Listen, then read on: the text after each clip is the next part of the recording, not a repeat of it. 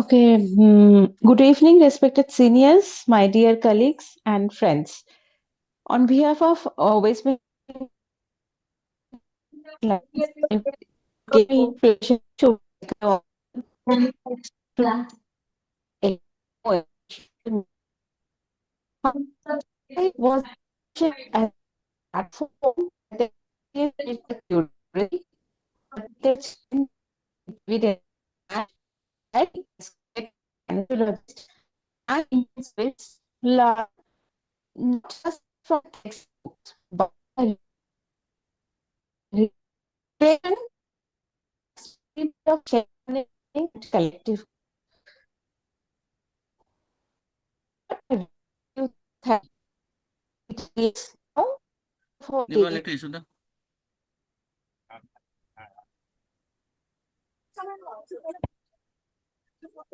Am I audible? Hello? Yeah, you are audible. Okay, sir. Okay, sir. Good evening, sir. Should I start actually?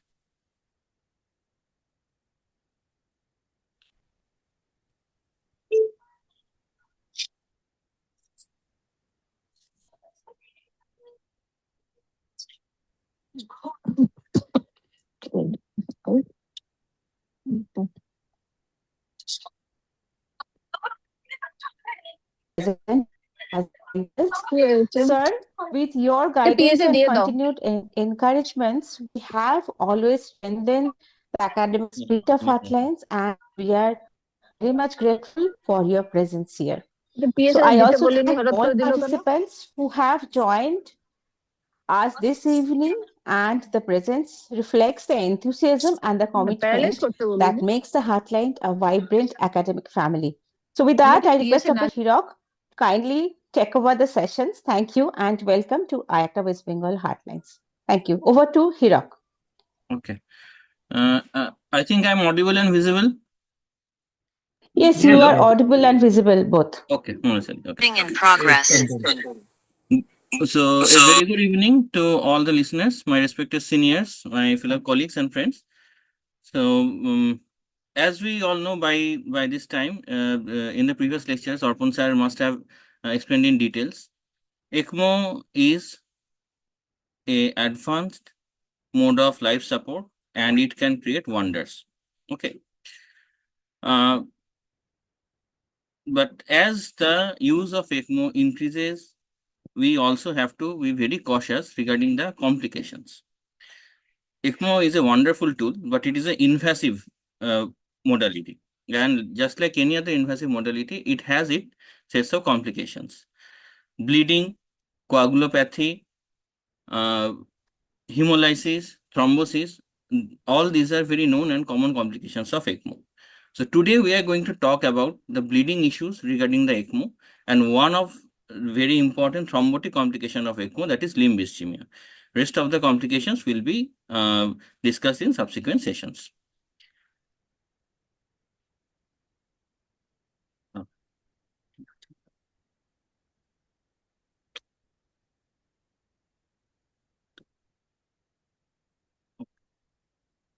So, incidence of bleeding in ECMO has been varied in various reports, but the overall prevalence of the major bleeding is around 10 to 50%. And studies have shown that major bleeding on day one, by major bleeding we mean drop in hemoglobin of more than 2 gram per dl or about 20 ml per kg of bleed or need of transfusion of around 10 ml per kg of packed cell within 24 hours. These are as per the SLO guidelines. So, incidence of major bleeding on day one has been found to be associated with 2 to 3-fold increase in 90-day and in-hospital mortality. It is also associated with longer ECMO duration and it lessens the chance of successful ECMO weaning. So, why does the ECMO patients bleed? The use of heparin and other anticoagulants and the interaction of the blood and blood components to the extracorporeal circuit are the main reasons. Okay. So let us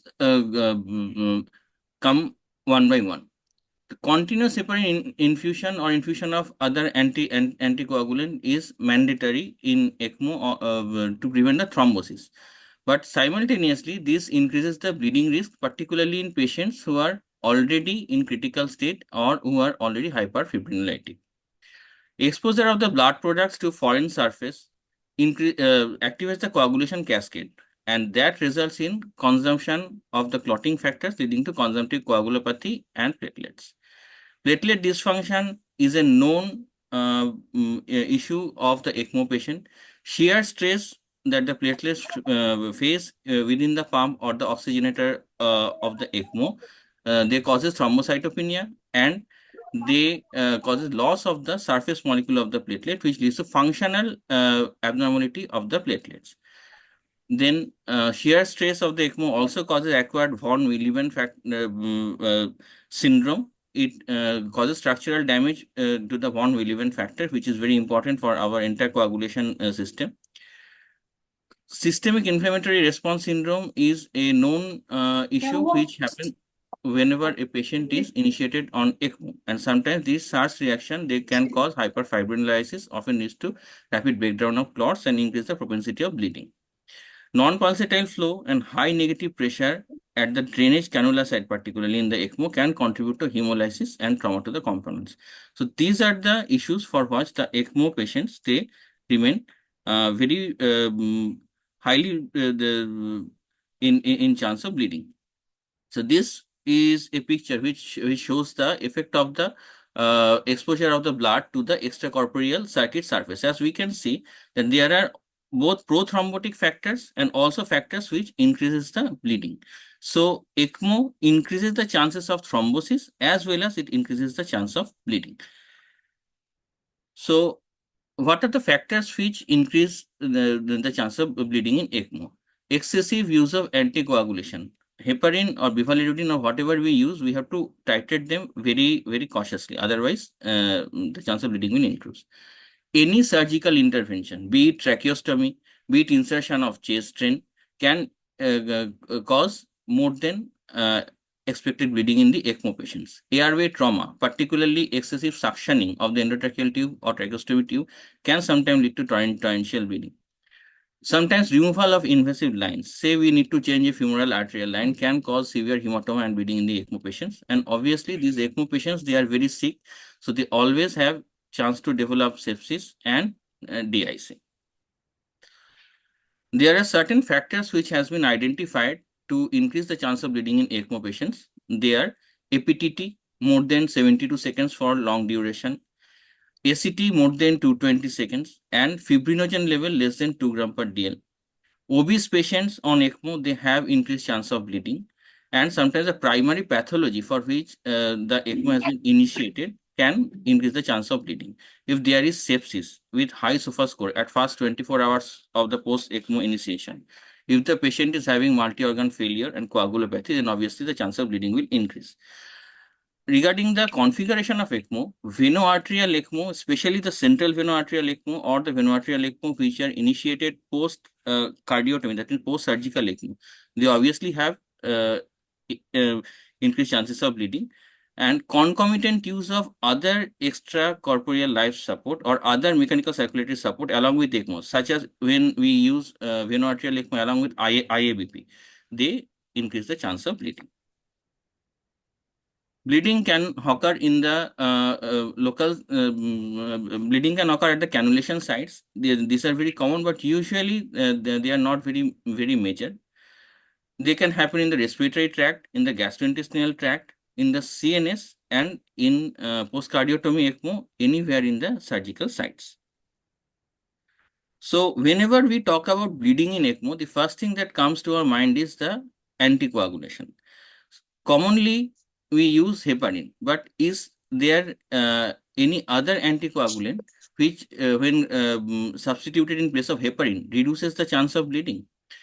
So in our center, we have used bifalirudin.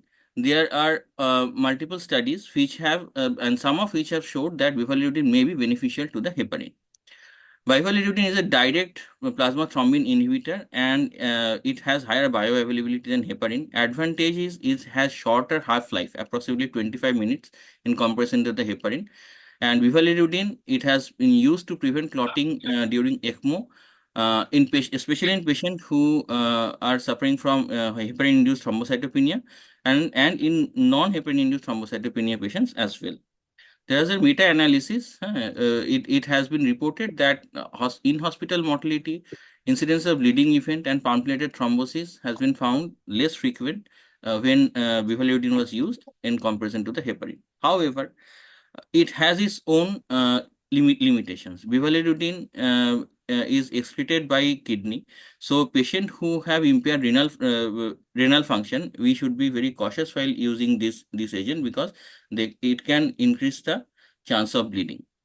Uh, Bivalirudin is actually rapidly metabolized. So wherever there is blood stasis, such as in veno-arterial ECMO, it is better to avoid that. And lastly, heparin can be reversed by protamine, but neither bivalirudin nor any other or any other diethrombin inhibitors have any antidote. So so rather than the choice of anticoagulant, it is the vigilance of with which we are using the anticoagulants and monitoring of the anticoagulant effect that will help in uh, prevention of the bleeding.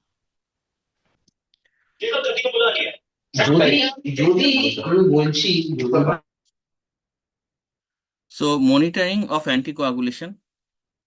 As per ELSO guideline, and as we all know, that unfractionated heparin is the most commonly used, and in most of the settings we used ACT and APTT to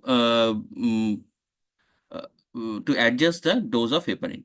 Our target ACT level will be 1.5 times the normal. Normally we keep it within 180 to 200, and APTT target is within 40 to 60. And studies have shown that APTT correlates better with the dose of heparin. Heparin concentration can be measured directly by assessment of factor 10A assay. Okay. And there are some data which have shown that assessment of anti-factor 10A assay is much more specific in when we are trying to adjust the dose of heparin. And some studies have also shown that ECMO patients who were monitored by anti-factor 10A level compared to ACT have less blood sampling needs for monitoring duration, and also they needed lower transfusions. And lastly, thromboelastogram. As we all know that whenever a patient on ECMO is bleeding and we are not really sure that which blood component transfusion is needed, we do thromboelastogram. And based upon the changes in the value, in the reaction time, K value, alpha angle, or maximal change, we can supplement the blood products as needed, either FFP or cryoprecipitate or platelet. So, when coming to the management of bleeding, whenever a patient on ECMO is bleeding, our first consideration is to return the coagulation status to as normal as possible. We will reduce the anticoagulant in infusion until the ACT or APTT is 1.4 to 1.5 times of the normal. If the platelet count is on the lower side, if it is less than 80,000, then on ECMO patient, blood transfusion is indicated. If the patient is bleeding, we will try to maintain the platelet count more than 1 lakh. Single donor platelets are preferred, but in case of emergency, we can use RDPs as well. If fibrinolysis is documented, we will give antifibrinolytics, and fresh frozen plasma and cryoprecipitates, they are used based upon the TEG report or our INR status and fibrinogen level. So any center which deals with the ECMO patient, they should have their own standard operating procedure or their own setup protocol to control the bleeding or to manage a bleeding patient on ECMO. This is there is an example which I have tried to show. Okay, the first level, we correct coagulopathy, we adjust we adjust the heparin infusion rate, we transfuse the platelet, we transfuse FFP if needed, then on-site bleeding control. Okay, so according as any center in which we are dealing with the ECMO patient, we should have these protocols readily available in our ICUs, and accordingly we can manage the patients. So now coming to the specific bleeding sites. Firstly, the cannulation site. Cannulation site bleeding are usually self-contained. Within first 24 hours, they stop. However, sometimes they can be notorious. Okay. Um, the bleeding in the cannulation site, it mainly depends upon the technique of the cannulation. If we have to be very gentle, in most of the percutaneous cannulation, we do the serial dilatation, and after each serial dilatation, we need to make an incision of the skin. Very commonly, what happens is that the skin incision that we usually make is unnecessarily larger, and when that happens, then there will be continuous oozing of the blood from that side. So in these patients, we have to carefully apply the sutures accordingly. Sometimes local application of tranexamic acid or adrenaline soaked gauze piece also helps in these patients. Then coming to the ear, nose, and throat bleeds, this can be notorious in ECMO patients, and the best thing is to avoid unnecessary instrumentation in this area. For example, instead of insertion of nasogastric tube, we can insert orogastric tube. We can avoid nasoendotracheal intubation in small children who are been planned for ECMO. If there is bleeding inside the mouth, then mouth packing with tranexamic acid and acid-soaked gauze can be tried. And in some severe cases, ENT interventions need intranasal balloon compression has also been tried. Okay.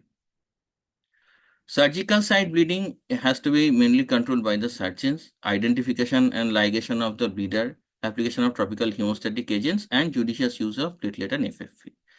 Pulmonary hemorrhage can be very difficult to manage in ECMO patients. We have seen a lot of our COVID patients who were on ECMO. We have lost them because of intractable pulmonary hemorrhages. So the basic thing is you avoid further injury. The commonest thing which happens in these patients is we do the bagging and we do the suctioning. While suctioning, we have to be very cautious. So whenever we are suspecting pulmonary hemorrhage, avoid further injury. Application of high PEEP actually helps, and if there is needed, we need to do the bronchoscopy. We need to take the help of the chest physicians, and bronchoscopically we need to control the bleeding, and in extreme cases bronchial artery embolization may be needed. Gastrointestinal bleeding, although the overall incidence is around 2 to 5%, but when GI bleeding happens in ECMO patient, it becomes very difficult to manage. We start off with PPI infusions and octreotide infusion. The starting dose is around 25 to 50 microgram per minute, and we need to do the gastroscopy. Upper GI endoscopy is actually very frequently done in these patients, and we have to identify the site of bleeding, and if needed, either by the sclerotherapy or application of glue or local adrenaline injection, we need to control the bleeding. Stress ulcer is a common factor in this ECMO patient, and sometimes there is diffuse gastrointestinal bleeding, and in those patients we have to correct them with the blood products only. The mesenteric angiography and coil embolization in very severe cases. Next, coming to the intracranial bleeding, it is the most dared complication that we are afraid of in ECMO patient. It has happened in some of the venovenous ECMO patients, and it very commonly happens when we, after the initiation of ECMO, we bring down the partial pressure of carbon dioxide in the arterial blood gas very rapidly. So we have to be very cautious that while we are initiating the ECMO, we need to increase the sweep gas very slowly and normalize the PCO2 slowly over a period of time. Because once the intracranial bleeding happens in ECMO patients, there are not many neurosurgeons who will take up the patient for the surgery. And in those patients, we need to consider weaning or maybe discontinuation of ECMO. Other things are we need to control the ACT and the APTT and need to optimize the blood pressure to prevent the hypertension and further intracranial bleed. So these are the more or less regarding the bleeding issues of ECMO. Some amount of bleeding is inevitable in ECMO patient during the cannulation, during the any procedure, because patients are always on continuous anticoagulant in infusions. But we are always concerned about the major bleeding that has to be controlled. More bleeding and more requirement of blood transfusion will not only increase the duration of the ECMO, but sometimes these ECMO patients they also develop trally. Okay, yeah, if they are suffering from severe bleeding. So prevention of severe bleeding is the most important. We have to be very cautious regarding the adjustment of the anticoagulants, and most importantly, try to make sure that unnecessary instrumentations are not done in the ECMO patients. Now, coming to the issue of limb ischemia. Limb ischemia is a known complication of the peripheral venoarterial ECMO mainly, especially when we do the put the cannula in the femoral arteries. It affects the mortality and post-ECMO quality of life, and the overall incidence varies, but it is around 10% in peripheral venoarterial ECMO. The mechanism of limb ischemia is absolute or relative arterial flow deficit to tissues, which can result from either nearly occluding the arterial cannula. There may be selective perfusion of the profunda if the distal perfusion cannula is mistakenly placed inside the profunda femoral artery rather than the superficial femoral artery. There can be damage to the femoral or iliac vessel during the cannulation. Sometimes these patients may be under high vasopressors, which will compromise the distal perfusion, and sometimes the extrinsic compression of distal arterial vessels by the arterial or venous cannulation. This happens when both the cannulations are done in the same limb. So there are certain risk factors which will increase the chances of limb ischemia. Firstly, the larger cannula. To be more precise, it is the relationship of the cannula and the arterial diameter. Normally, adult patient who are put on peripheral arterial ECMO, 17 to 15 French of femoral arterial cannula is usually okay. If we unnecessarily put higher size of cannula, then obviously chances of lower limb ischemia will be more. Younger patients, female patients, they usually have smaller diameter of the artery, so chances of limb ischemia is more in these patients. If patients have already pre-existing atherosclerotic disease, obviously the chances of ischemia increases. Diabetes has been shown to be associated with higher chances of limb ischemia. And high SOFA score at the ECMO cannulation has also been known as the risk factor of limb ischemia. The effect of limb ischemia can be compartment syndrome. There may be gangrene of the affected limb needing amputation. And then sometimes what happens is that the limb ischemia is identified and it has been taken care of, but the reperfusion injury can lead to rhabdomyolysis, hyperkalemic cardiac arrest, SARS, and multi-organ failure.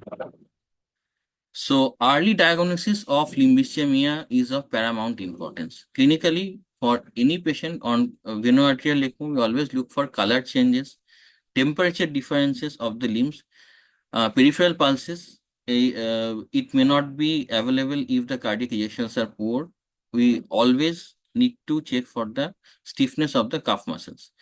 And on every visit to the patient, for at least 3 times a day, we need to check the arterial flow by the arterial Doppler, the peak systolic flow velocity. And where available, near infrared spectroscopy, NIRS, is a very useful tool to assess the regional oxygen saturation and for early detection of the limb ischemia. This is what we do. As you can see that the patient is cannulated. This is the femoral lateral cannula and distal perfusion cannula is in place. So we check the popliteal arterial flow. There will be a continuous flow available as you can see. This has to be checked very meticulously at least 3 to 4 times a day. Okay, and one or two of our patients we actually applied the NIRS optodes. This is the place in where it is put, and we check the regional oxygen saturation. So limb ischemia, once it happens, it will make a mess of the apparently smooth ECMO run. Your patient may have been responding very well with the veno-arterial ECMO, but if there is setting of the limb ischemia, you have to change the entire ECMO setup. You may have to abort the ECMO procedure, and also the prevention is the most important in the limb ischemia. So firstly, use smallest possible cannula to maintain the target flow. Consider femoral arterial diameter. We check the ultrasound, and sometimes in case of surgically, when we are doing the cannulation and the direct inspection of the artery is done, it has been seen that the cannula of size of more than 15 French for an average adult patient is good enough. No need to put the unnecessary larger cannula in the femoral arteries. Then cannulation technique, whether percutaneous cannulation technique is better or the surgical cannulation technique are safer. Studies have not been able to show any significant difference. It is the person who is cannulating how properly he is cannulating, that is the most important thing. Now, site of the cannulation. Sometimes in these ECMO patients, they are we are bound to put both the arterial and venous cannulation on the same groin. It is better if we are able to avoid that. It is better to put the arterial cannulation in one groin and the venous cannulation in the separate. And the most important is the distal perfusion cannula or the insertion of the introducer sheath. So placement of separate perfusion cannula in superficial femoral artery is the most important. Placement of separate perfusion cannula in superficial femoral artery is the most commonly done. In some places, they put the distal perfusion cannula in the posterior tibial artery as well. That is the retrograde perfusion. But in our center, we put it in the superficial femoral artery only.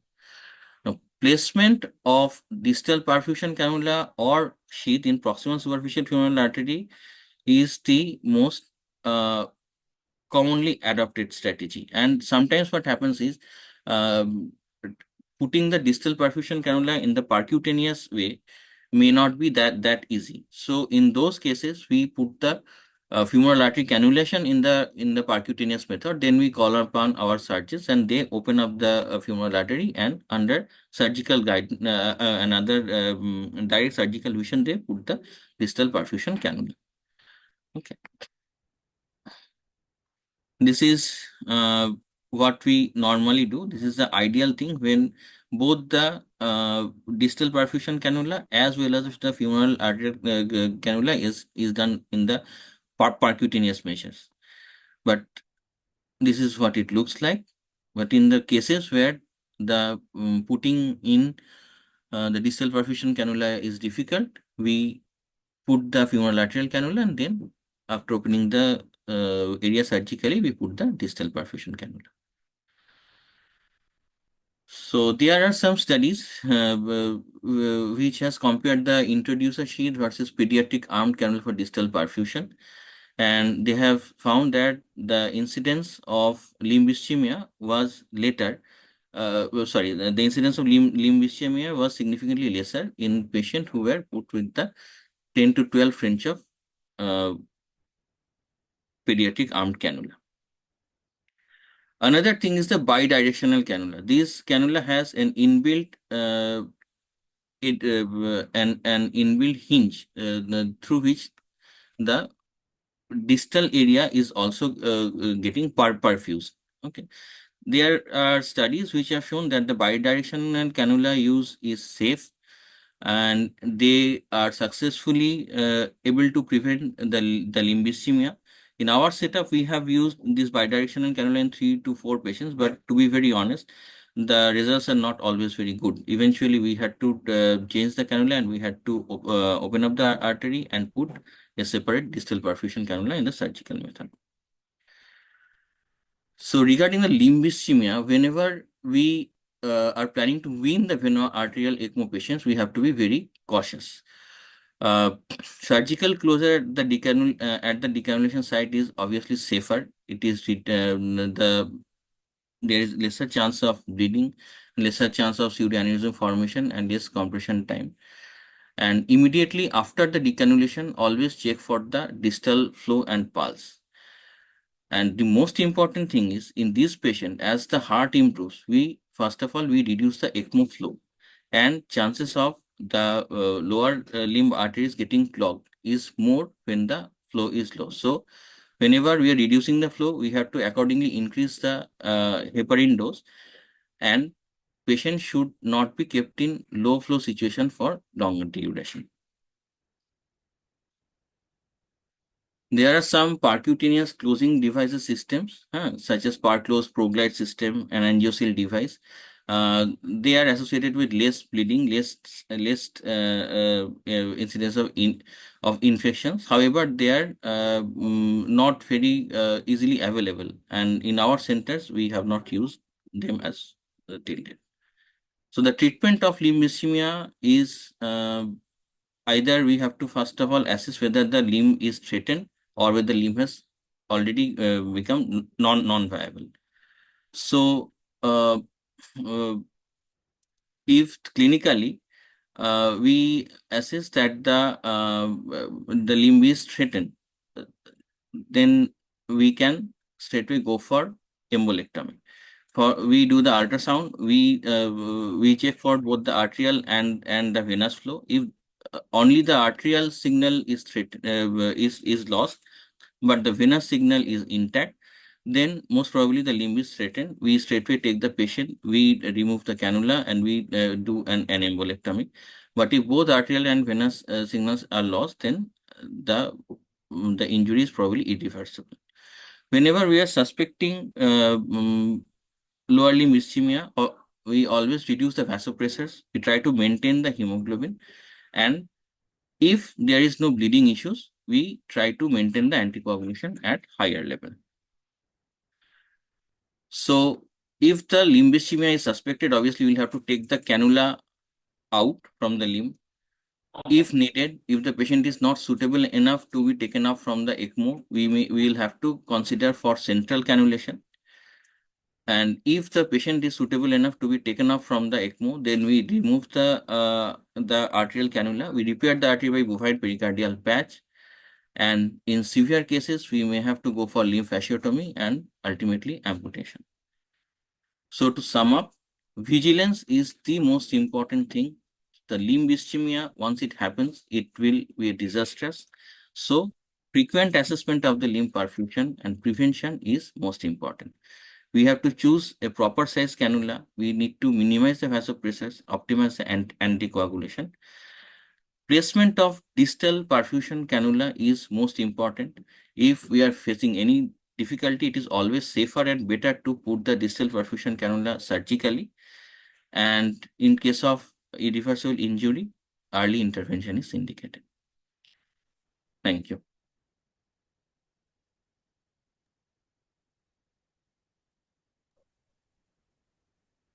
Thank you very much, Hirak, for the very practical and very insightful session. Any questions from anyone?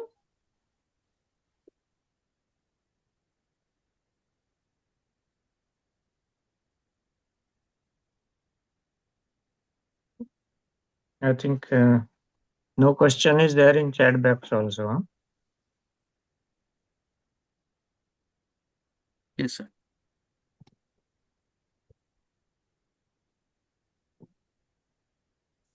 So, should we conclude the sessions today?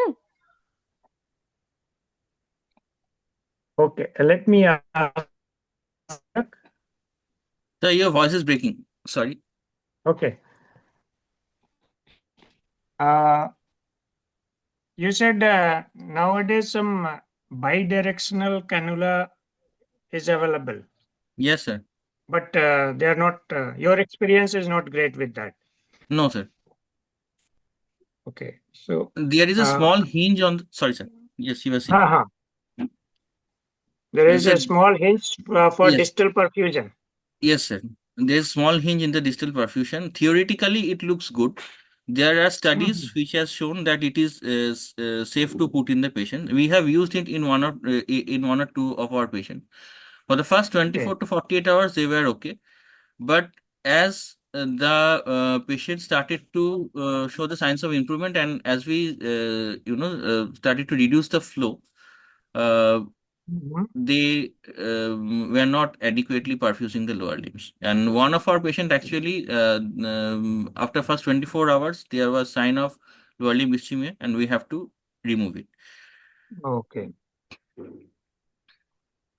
So ultimately, you have to put So an another yes, distal perfusion so cannula.